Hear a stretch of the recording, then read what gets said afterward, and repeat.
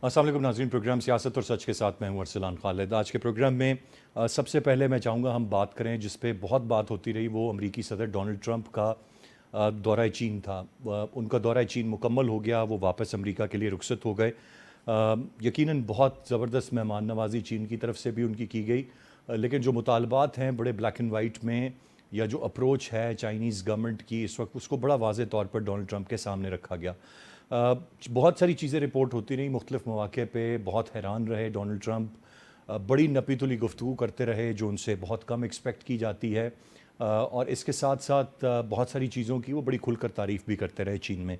लेकिन असल मामला जो था जिस पर हम बात कर रहे थे कि शायद जब वो चीन का दौरा करेंगे, क्योंकि पहले ये दौरा मुलतवी हुआ था, तो पाकिस्तान से होते हुए या शायद वापसी पे पाकिस्तान आएँ और इस दौरान शायद कोई डील ब्रेक हो जाए, लेकिन ये तमाम तर चीज़ें गलत साबित हुई। इसके बगैर वो चीन पहुँचे और चीन से वो वापस रवाना हो गए।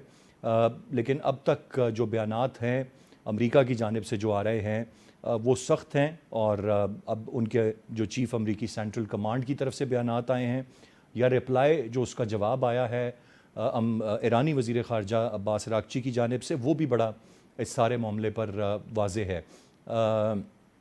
अब आज के इस प्रोग्राम में मैं चाहूँगा हम तफसील से इस सारी सूरत हाल पर बात करें कि पाकिस्तान इस वक्त कहाँ खड़ा है, पाकिस्तान का किरदार क्या है, जंग की सूरत हाल क्या है। जो एक आम ख्याल था कि शायद ये जंग अब इख्तिताम पजीर हो जाएगी, फ़िलहाल ऐसी कोई सूरत हाल नहीं है। दावे हैं ढांचा ईरान का तबाह करने के, ईरान रिस्पॉन्ड करने के लिए अब भी तैयार है, और वो अगर कहीं ना कहीं कुवैत में अगर उनके कुछ गार्ड्स को गलती से पकड़ा जाता है या कोई ऐसी चीज़ होती है या यूएई के साथ मामला होता है, तो बड़े खुल के ना सिर्फ वो बयानात देते हैं, बल्कि कई मौक़ों पर हमने देखा कि वो हमला भी कर देते हैं। ये सारी इस वक्त की सूरत हाल है। पाकिस्तान बीइंग मीडिएटर अपना किरदार अब भी अदा कर रहा है। इवेंचुअली इस सारी सूरत हाल ने कहाँ इख्तिताम पजीर होना है, और ये अब तक की इसमें क्या पेशरफ्त है, मैं चाहूँगा तफसील से आज के इस प्रोग्राम में इस सारी सूरत हाल पर हम बात करें। प्रोग्राम में हमें ज्वाइन कर रहे हैं ब्रिगेडियर रिटायर्ड अमजद अली साहब, जो कि senior defence and security analyst हैं। बहुत शुक्रिया सर आपके वक्त का। नासिर बेग चुगताई साहब सीनियर सहाफ़ी हैं, सीनियर तज्ज़ियाकार हैं, प्रोग्राम में हमारे साथ मौजूद हैं। बेग साहब, गुफ्तगू का आगाज़ मैं आपसे करूँगा। किस तरह से आप देखते हैं इस वक्त जो डोनाल्ड ट्रंप का दौरा था चीन का, उसकी बहुत सारी कहानियाँ चीज़ें सामने आई। एक बड़ी ख़ास किस्म का एक बाग है, उसका भी अहवाल इंटरनेशनल मीडिया ने दिखाया, कुछ वीडियोज़, कुछ उस पर रिटन पीसेस हैं कि किस तरीके से बहुत कम लोगों को वहाँ ले जाया जाता है। उस तरीके से वहाँ पर उनको ले जाया भी गया, बड़े हैरान भी हुए, और मौक़ों पर भी वो चीन के मामलात को देखकर हैरान हुए, तारीफ़ करते रहे। लेकिन चीन ने अपना पैगाम वाज़े दे दिया। स्ट्रेट ऑफ हुर्मुज़ पर बड़ा एक वाज़े और क्लियर स्टांस था उनका कि इसको खुलना चाहिए, अब मज़ीद मुतहम्मिल नहीं हुआ जा सकता इस मामले पर कि इसी तरह इसकी ब्लॉकेड रहे।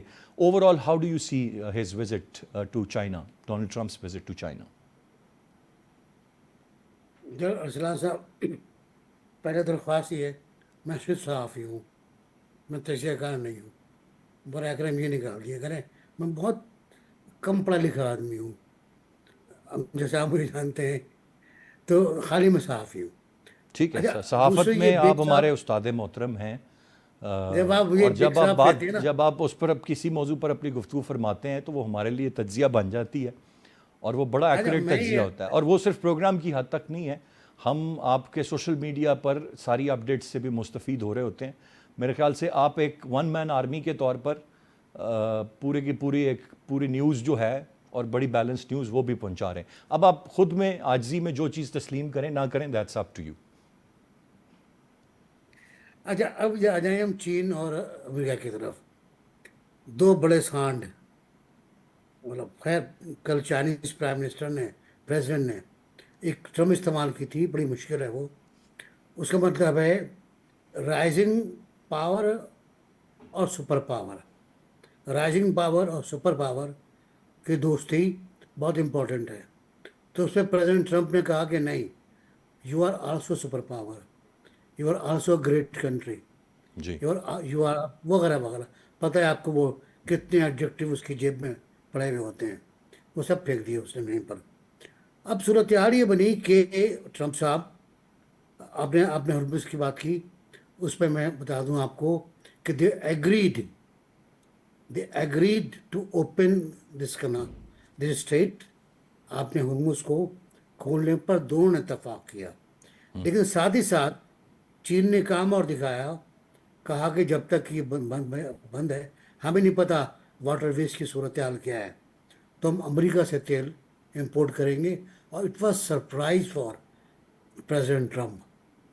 ये ट्रम्प कार्ड खेला चाइना ने। जी। और उसके बाद जो हासिल करना था वो उन्होंने हासिल कर लिया। खुद ट्रम्प ने जो हासिल किया वो भी बहुत ज़्यादा है।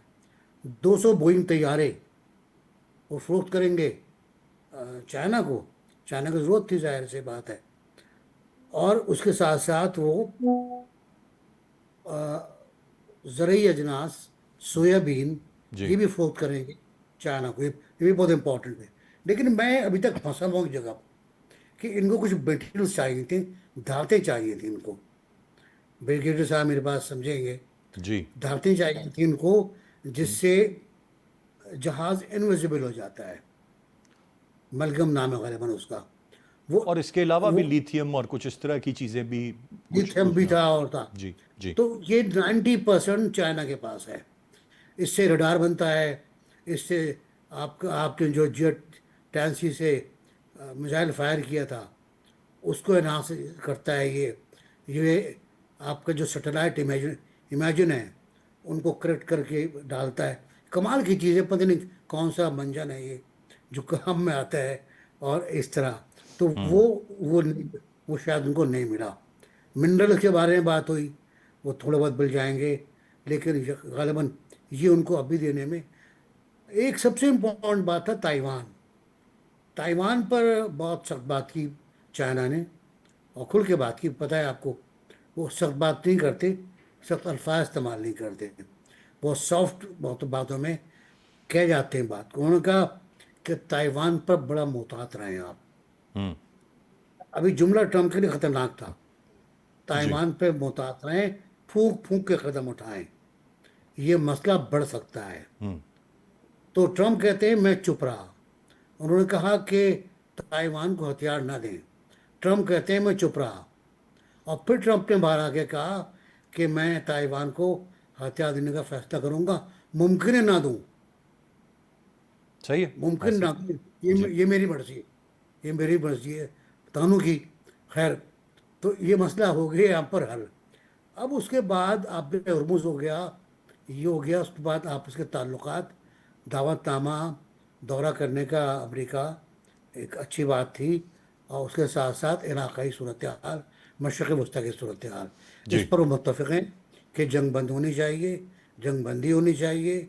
और free flow of trade ships और ऑयल टैंकर वो आपने हरमुज से होना चाहिए। जी। ये टोटल इनका गेम था आज का। Right sir. ब्रिगेड साहब, आप कैसे देख रहे हैं इस पूरे के पूरे दौरे को? बेग साहब ने तो बता दी, उसकी सारी हाइलाइट्स कवर हो गई। बट ये जो टेक्नोलॉजीज़ का जिक्र किया, एक ज़माने में अब ये ज़ाहिर है एक चीज़ है, ये एसएसडी ड्राइव्स में भी कुछ ऐसी चीज़ें हैं जो इस्तेमाल होती हैं। बहुत सारा और मटेरियल है, वो तो बहुत हाई एंड बात है, जो radar systems and satellites and everything. Probably an expert can comment on that. लेकिन मुख्तलिफ टेक्नोलॉजीज़ की एक खोज में लगा रहता है अमेरिका और दीगर ममालिक भी जो ज़ाहिर है इस दौड़ में है। कभी हम हार्प टेक्नोलॉजी का एक सुनते थे मामला अफ़गानिस्तान में, मुझे नहीं पता उसका फिर क्या बना। But how do you see his visit, and in particular मैं चाहूँगा कि आप इन एक दो चीज़ों पर कमेंट करें। ब्रिगेडियर साहब। शुक्रिया अरसलान साहब। आपने दुरुस्त फरमाया। चुगताई साहब हमारे भी असातिज़ा में से हैं और ये इन्होंने बिल्कुल कसरे नफसी से काम लिया कि अपने आप को साफी कह दिया और तजिया कार नहीं किया। हालांकि मैं समझता हूँ तजिया कारी सीखी इनसे जाती है। बहरहाल देखिए, शतरंज में जब बादशाह पहली चाल चलता है तो इसका मतलब होता है वो हार चुका है, या वो गिर चुका है, या वो घिर चुका है। बादशाह ने पहली चाल चली और उसको चाइना जाने का मकसद सिर्फ ये है कि पावर ऑफ बैलेंस जो है, balance of power that is shifted to global south. इसमें कोई दो राय नहीं है कि रशिया ने और चाइना ने ईरान का बेहतरीन इस्तेमाल किया, जबकि ईरान खुद भी इसमें काफी था। लेकिन उनकी बैकिंग की वजह से आज सूरत हाल ये बनी कि ट्रंप साहब खुद बनफ्स नफीस तशरीफ ले गए जी। चाइना, और ये दौरा प्लान बहुत पहले से था। अच्छा, अब इसमें एक मैं ज़िमनी बात करूंगा और उसको बाद में एलेबोरेट किया जा सकता है कि ये दौरा प्लान हुआ और फिर डिले हुआ और फिर प्लान हुआ और फिर रुका, और इसके दरमियान में बहुत सारे मामला और चलते रहे जिसमें नेगोशिएशन चलती रही, कुछ और सिस्टम चलते रहे, कुछ डिप्लोमेटिक मनूवर्स होते रहे। लेकिन इस दौरे को आप फैसिलिटेटर जब हम कहते हैं या मीडिएटर कहें या उसको जो भी नाम दे, वो पाकिस्तान ही है, क्योंकि राइट। ये बात समझ आ चुकी थी कि ईरान किसी की बात सुनने को तैयार नहीं है। फील्ड मार्शल साहब गए, इनका एक नहीं, दो नहीं, 3 दौरे हुए और काफी तफसीलन उनसे बातचीत हुई। और मेरा जाती नुक्ता नजर ये है, उन तमाम खबरों को दिमाग में रखते हुए, कि फाइनली इस बात पे कन्विंस किया गया कि शायद आपको बेनफ्स नफीस ईरान जाना पड़े। ये जितनी वहां मामलात हुए हैं, जितनी बातचीत हुई है, जितने विजिट हुए हैं, आप चाइना की तबीयत को समझते हैं, जो कि इस वक्त राइजिंग पावर नहीं है, बल्कि अगर आप देखा जाए तो चाइना सुपर पावर बन चुका है। माशी तो पावर वो बन ही चुका था, लेकिन आपको पता है वो मिलिट्री मसल्स यूज नहीं करता। चाइना की खूबसूरती यह है कि वो अपनी माइशत को यूज करता है, अपने होस्ट कंट्रीज को यूज करता है, और उस बाद वो मामलात को आगे चलाता है। और ये चाइना के अपने डॉक्ट्राइन में भी शामिल है कि वो 2050 से पहले किसी जगह भी फिजिकल इंटरवीन नहीं करेंगे। Physical mean boots on ground किसी के साथ। हाउएवर यहाँ सिचुएशन ऐसी पहुंच चुकी थी कि शायद चाइनीज को ये सोचना पड़ता कि शायद उन्हें बूट्स ऑन ग्राउंड करने पड़े ईरान के अंदर, बिकॉज वो चोक हो रही थी पूरी दुनिया। लेकिन इसमें तो कोई दो राय नहीं है, और मैं समझता हूं कि सर्वे मेरी इस बात से एग्री करेंगे कि अमेरिका तकरीबन घुटने टेक चुका था इसके आगे, जिसकी वजह से उसने स्टेट ऑफ हॉर्मज का मुहासरा भी किया, नाकाबंदी भी की, उसमें कुछ मिलिट्री एक्शन भी दिखाने की कोशिश की, लेकिन तंग आके वो फिर, या तंग आके, या आप उसे कहें कि उसकी स्ट्रेटेजिक मूव है। अगर मैं इसको कहूं कि दुनिया के अंदर इस वक्त स्ट्रेटेजिक बैलेंस स्ट्राइक किया जा रहा है, तो शायद मैं गलत नहीं कहूंगा, शायद ये मैं अपने तय ही कह रहा हूँ, और ये स्ट्रेटेजिक बैलेंस बिल्कुल स्ट्राइक करना चाहिए ताकि दुनिया किसी अमन की तरफ और किसी मामलात की तरफ चले। लेकिन मेरी ये गट फीलिंग है कि ये बात यहाँ खत्म नहीं होगी। ताइवान का तो बड़ा क्लियर, चाइना को पता था कि ताइवान को सपोर्ट कौन कर रहा है, और आपको पता है डोनाल्ड ट्रंप इस तरह के अल्फाज उनकी शायद डिक्शनरी में नहीं है या उनके मिजाज में नहीं है, लेकिन एस्टोनिशिंगली उन्होंने जो गुफ्तगू चाइना में की प्रेसिडेंट चाइना के साथ, वो बड़ी नपी तुली थी। उसके अंदर तारीफ तो खैर वो किसी भी कर देते हैं किसी की भी, लेकिन उसके अंदर जो उन्होंने अपना मुद्दा बयान किया वो बड़े नपे तुले अल्फाज में किया। चूंकि ये विजिट बड़ा हाई प्रोफाइल था, पूरी दुनिया इस विजिट की तरफ से इस तरफ देख रही थी, और हमारे स्पेशली खित्ते का फ्यूचर ही ये विजिट डिसाइड करेगा। यानी अगर मैं कहूँ एशियन पैसिफिक जो रीजन है, अब ये जिस ढाने पे पहुंच चुका है, वो इसके दो ही हाल है, या इसको यहाँ रुक जाना चाहिए और वे फॉरवर्ड तलाश करना चाहिए, या अल-ऐलान मैं कह रहा हूँ कि तीसरी जंग अजीम की तैयारी करनी चाहिए, ईरान स्फेयर हेड उसे करे और पीछे यकीनन रशिया और चाइना हो। जी, गुफ्तगू का सिलसिला जारी है, एक ब्रेक की जाने बढ़ेंगे, ब्रेक से वापस आकर मजीद बात करते हैं, साथ रहिए। Welcome back. बेग साहब, जो आपने बात की कि चीन ने कह दिया कि वो अमेरिका से तेल खरीदेगा, सवाल तो ये पैदा होगा कि अगर स्ट्रेट ऑफ हॉर्मज की यही सूरत हाल रहती है, अमेरिका से खरीदा हुआ तेल चीन तक पहुंचेगा किस रास्ते से? तेल तो वेनेजुएला का तेल तो बहुत पहुंच रहा है, अमेरिकी तेल ही पहुंच रहा है। रास्ता समंदर तो सबके साथ है। आपने हॉर्मुज़ तो खाली रास्ता नहीं है, आपने मलाका भी है, उसके बाद भी बहुत से आपने आए हैं, बल्कि समंदर हैं। समंदर के बाद आप तो बहरे अरब में आ जाते हैं सीधे सीधे।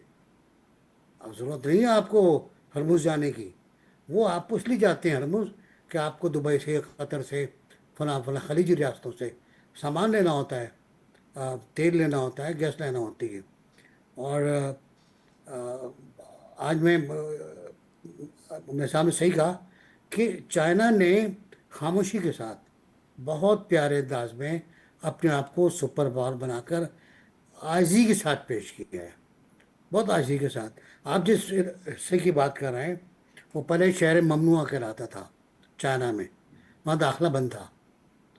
वहाँ ले गए, वहाँ पहले भी लोग गए जो हैं, वहाँ ले गए, वहाँ मंदिर दिखाया, और उस वक्त चेहरा देखने वाला था ट्रंप का। Trump was highly embraced, he was looking embraced and infantry complex कि क्या चीज़ है। मतलब आप अगर उनको लेके गए लाल चौक से चेयरमैन माओ की तस्वीर के सामने से और लेकर गुजरे और फिर पीपल्स हॉल गए। पीपल्स हॉल तो आप, हम कहते हैं ना अजीम अवामी हॉल, हम उसे कहते थे जब हम स्टूडेंट हुआ करते थे। लाल रंग का परचम लेके निकलते थे हम। अजीम अवामी हॉल, वो इतना बड़ा ग्राउंड है कि वहाँ अमेरिका के 5 परेड ग्राउंड आ सकते हैं बड़े आराम से अंदर। और वहाँ उन्होंने उनका इस्तकबाल किया है। इस्तकबाल करने के लिए उनको तिकोन पे चलना पड़ा है,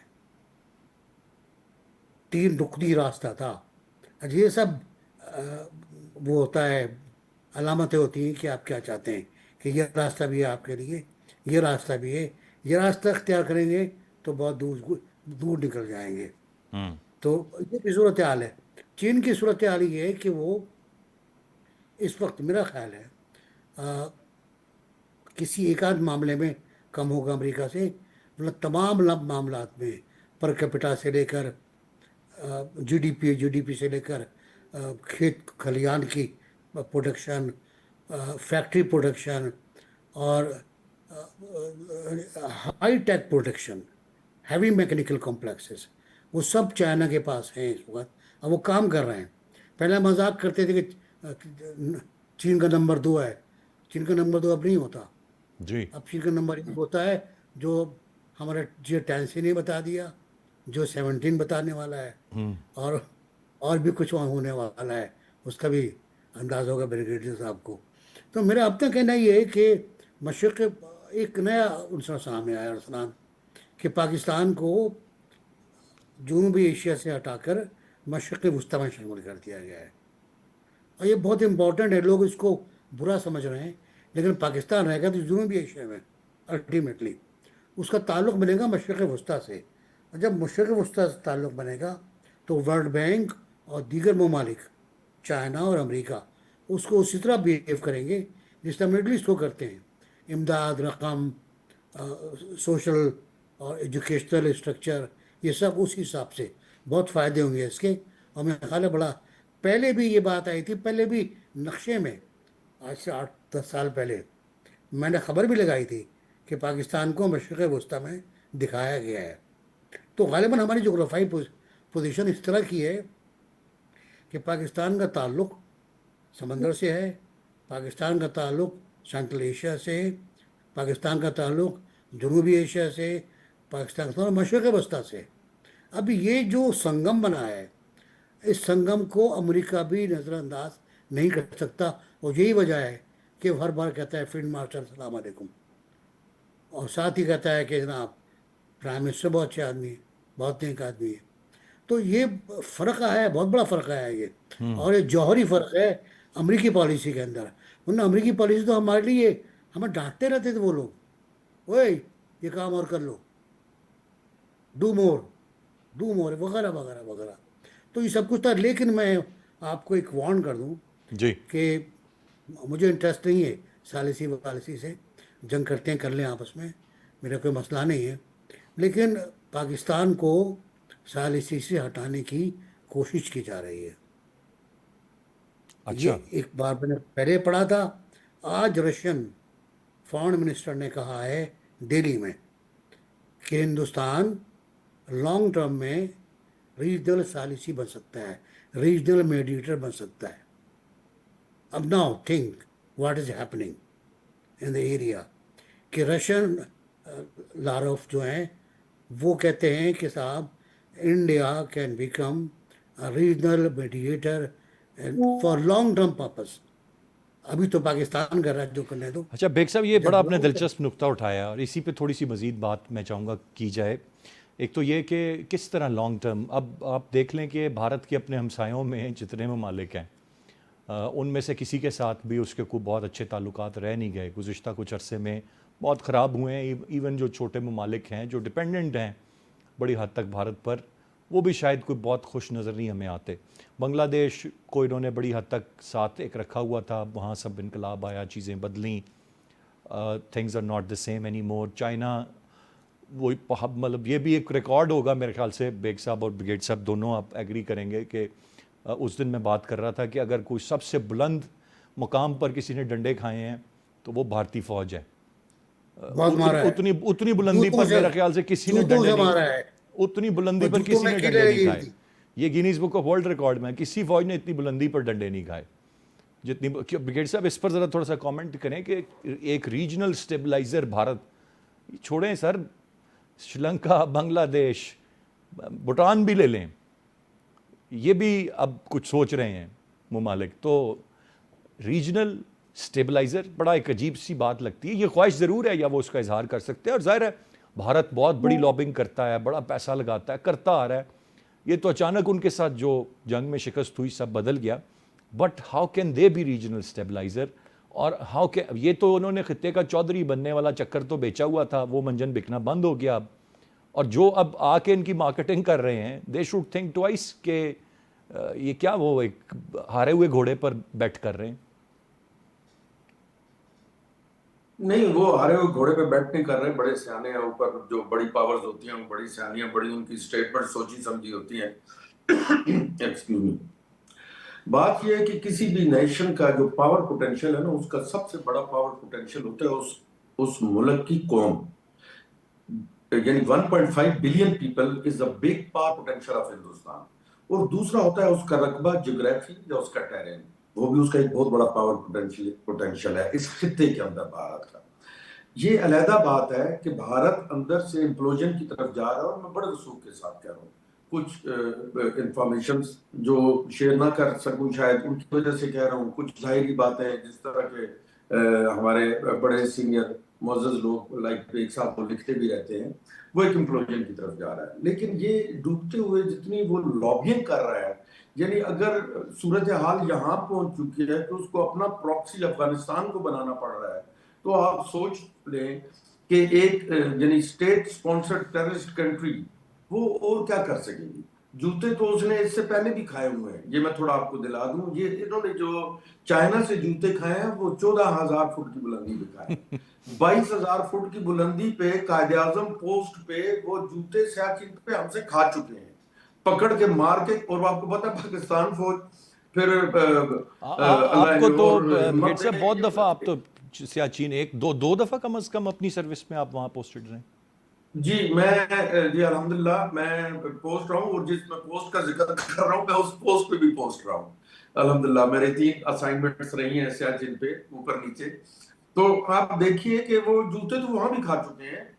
जूते खाना वैसे उनके लिए कोई मसला नहीं है, वो जूते वूते खा के वो बाद में अपनी जनता को बताते हैं कि हम घुस के मार देंगे, हम लिटा देंगे, हम। अभी ये पिछले मई का ही जिक्र है, फिल्मों में पिछले साल का, यहाँ भी कुछ इस किस्म के मामला थे। तो ये जो रशिया है या अमेरिका है, ये जब स्टेटमेंट्स फ्लोट करते हैं तो इनके पीछे मैं ये समझता हूँ कि ज्यादा इकोनॉमिक रीजंस होती हैं, लेकिन एक्चुअली उनको पता है कि खेलना किस पे है। अब आप ही के शो में मैं एक दफा गुजारिश की है, इसके ऊपर मैं मजीद बात नहीं करूंगा, सिर्फ हिंट के तौर पर बताऊंगा। एक दफा मैंने हार्टलैंड की और वर्ल्ड आईलैंड का जिक्र किया था। अब आप चुगताई साहब ने जो फरमाया कि पाकिस्तान को मिडिल ईस्ट में शामिल कर लिया गया है, तो ये वही खित्ता है जिसको मैं हाईलैंड समझता हूँ, या जिसको मैं जिनका रॉयल जियोग्राफिक जो सिस्टम था उनका, मैं 1904 की बात कर रहा हूँ, जो राइट। ब्रिगेड साहब की उतनी आवाज़ क्लियर नहीं आ रही। एक ब्रेक ले लेते हैं जी। In the meanwhile will connect with brigade साहब अगेन एंड कम बैक। साथ रहिए जी। Welcome back. ब्रिगेड साहब आप कुछ फरमा रहे थे, अपनी बात कंटिन्यू कीजिएगा, फिर ज़रा थोड़ा सा हम आगे आते हैं, ईरान के मामले को इन पर्टिकुलर डिस्कस करते हैं, बट प्लीज़ कंक्लूड आप जो बात कर रहे थे। हाँ, तो बस ये कंक्लूजन ये है कि इसमें कोई दो राय नहीं है। हिंदुस्तान इस वक्त उसका ये एक सारे मुआशी सिस्टम की वजह से चल रहा है, ये पूरी दुनिया को समझ आ चुकी है, चाहे रशिया है, चाइना है या अमेरिका है, कि Pakistan is a gate to enter highland, चाहे वो आप मिडिल ईस्ट की तरफ जाए चाहे साउथ ईस्ट एशिया की तरफ। राइट। बेग साहब ज़रा आप थोड़ा सा ईरान के मामले पर आते हैं। एक अजीब सा मामला, एक जंगबंदी है, जंग ख़त्म मुकम्मल तौर पर नहीं हुई है, वायलेशंस कहीं ना कहीं हमें नज़र आती हैं। मुआहिदा हो नहीं पा रहा है। डोनाल्ड ट्रंप अपनी मर्ज़ी की शराइत चाहते हैं, ईरान घुटने टेकने के लिए तैयार नहीं है, बयानात में सख्ती बार बार आती रहती है। और अब जो जहाँ से हमने आगाज़ किया था कि एक जो आम तासुर था यहाँ इस्लामाबाद में, इस पर बहुत बात हो रही थी कि जी डोनाल्ड ट्रंप जो हैं वो पाकिस्तान से होते हुए चीन जाएंगे या चीन से होते हुए पाकिस्तान आएंगे। ज़्यादा चांसेस पहले वाली बात के थे कि इधर से होते हुए जाएंगे, and he would like to conclude this Iran वाला चैप्टर, और ताकि जब वो चीन जाएं तो एक बेहतर सिचुएशन हो उनके लिए। That didn't happen. अब और क्या उम्मीद है या क्या चीज़ है that we can look up to? मैं पहले इस बात की वजाहत कर दूं कि वो हिंदुस्तान को क्यों कहा जी रशियन जी प्राइम मिनिस्टर ने। जी उनका इशारा था हिंदुस्तान खलीज के इलाके में रीजनल स्टेबलाइजर होगा। अब आप सोच लेना क्या कह रहे हैं वो, कि ठीक है। इसराइल भी है वहाँ पर, अरब इमारात भी हैं वहाँ, और ममालिक भी हैं, और वहाँ कुछ कमज़ोर ममालिक भी हैं। तो उन सबको मिला के, लेकिन उनको नहीं पता जो दूसरी रॉ चल रही है पानी के नीचे वो कौन सी है। लेकिन आज की बड़ी खबर ये भी है अरसलान साहब, जी कि मोदी साहब 2 घंटे के दौरे पे पहुंचे हैं यूएई, और वहाँ उन्होंने ता गैर मुय्यना मुद्दत के लिए एलपीजी पर साइन किया माहदे पर कि वो उनको फराहम करेगा। पेट्रोलियम रिजर्व बनाएगा इंडिया के अंदर, और उसके साथ साथ गुजरात पे एक बनाएगा शिपयार्ड। ये यूएई से एग्रीमेंट उनका हुआ है। आज 2 घंटे के अंदर, ज़ाहिर है पहले बात हो रही होगी, वो अब कंप्लीट हुई होगी, तो आज उन उस पर साइन किए हैं, वो वापस आए। तो गालिबन ये उनके जहन में होगा, लेकिन उनके जहन में ये नहीं है कि यूएई के भारत के खिलाफ अब बहुत सा रद्द-ए-अमल है खलीज के अंदर, खासा बड़ा रद्द-ए-अमल है। मैं ज़ाहिर तौर पर जानता हूँ कि सऊदी अरब वाले, कतर वाले, ये सब लोग अब इंडिया के बारे में बात नहीं करते। पहले इंडिया ही इंडिया था, अब इंडिया नहीं है। अब आइए आप ईरान की तरफ। Iran right. के वजीर खारजा कहते हैं कि उनसे पूछा गया कि क्या पाकिस्तान सालिसी रहेगा, तो उन्होंने कहा पाकिस्तान सालिसी है, लेकिन मुज़ाकरात में मुश्किलात आ रही हैं। मुज़ाकरात में मुश्किलात मुश्किलात नहीं है भाई, मुज़ाकरात नहीं हो रहे। अब ये मेरा ख्याल है कि जो पहले एसएमएस पे बात होती थी वटकोफ की और अगराची की, वो भी ख़त्म हो गई है। और वट अगराची को, इराकची को और पुशिकान को मजबूर होकर एक्सट्रीम पोजीशन लेना पड़ी है। मेरा जुमला है कि मजबूर होकर एक्सट्रीम पोजीशन लेना पड़ी है, कि उन्हें गालियाँ मत पड़ी हैं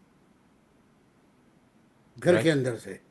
राइट। ठीक है, उनको बहुत बुरा भला कहा गया है, वो नापसंदीदा शख्सियत थे, उनको हटाया जाने वाला था, ये सब कुछ था। लेकिन बहरहाल ईरानियों ने प्रिवेल किया। ईरानियों ने जब ये सुना कि वो उनके प्लांट्स पे अटैक करने वाले हैं, तो वो बाहर निकल आए और उन प्लांट्स के सामने खड़े हो गए जहाँ अटैक हो सकता था। ऐसा ही। अब जिस कौम के जज्बा, जो हमारे तो जो बड़े थे वो टैंकों के नीचे लेट गए थे ना, सियालकोट के मैदान में, याद होगा, चविंडा। चवंडा पे टैंकों के नीचे लेट गए थे, क्योंकि और रास्ता नहीं था।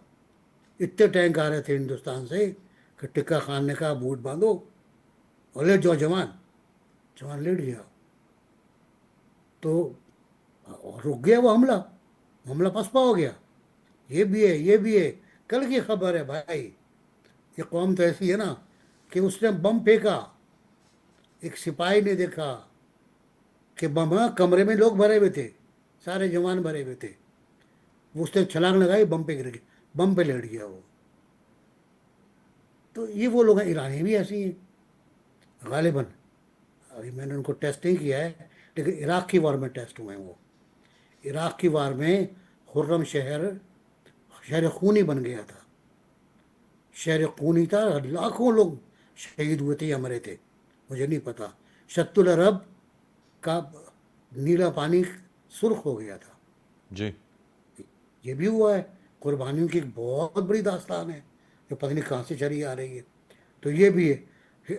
अमेरिका को मैंने भी कोशिश की, कई मैंने लिखे आर्टिकल कि यार आप बूट्स ऑन ग्राउंड आ जाओ, यही मसले का हल है कि आप उतरो ईरान के अंदर, असफान में उतरो, तेहरान में उतरो, अपने मरीज लेकर आओ और जंग शुरू करो। लेकिन वो खैर मेरी क्या सुनेंगे, उन्होंने नहीं, ये अपने आप उन्हें थिंक टैंक। मुखलिसाना मशवरा दे रहे थे या प्रोवोक कर रहे थे कि वो और मार खाएं, या क्या ये इसके पीछे नीयत क्या थी वो भी बता दें। ब्रिगेडियर साहब हंस रहे, मैं आप भी हंस रहे, मैं भी हंस रहा हूँ। दोस्त थे तो मतलब दुश्मन की जरूरत नहीं। मतलब बहुत वाजिब है मेरा, मतलब बहुत वाजिब है कि भाई आओ तो सही ना। अभी भी इंडिया से कहते हैं हम आओ सो, वहाँ से जब हमें मैसेज आते हैं फेसबुक के ऊपर कि हमने ये कर दिया, मैं कहा आ जाओ यार, फिर आ जाओ। आओ अब तुम्हें सिंदूर मज़ा लेके, चखाएं। और सिंदूर लेके आना।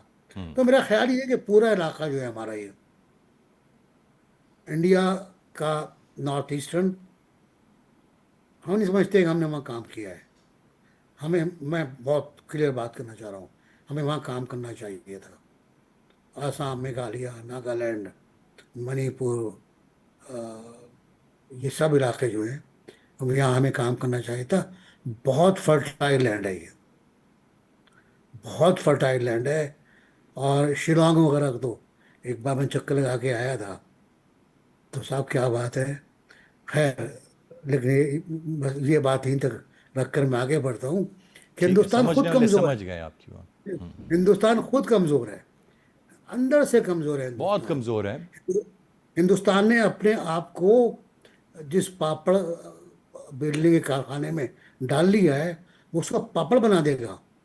हिंदुस्तान अब हिंदुत्व के चुंगल से बाहर नहीं निकल सकता। लेकिन ये अंदाजा हो गया है आरएसएस को, ये अंदाजा हो गया है राष्ट्रीय सेवक सिंह को कि मामला गड़बड़ हो चुका है। मामला इतना गड़बड़ है कि बहुत मारेंगे ये, और ये अपने घर में रहकर हमारे घर में घुस के मारेंगे। सर बात वही है कि ये शायद it will fall like house of cards.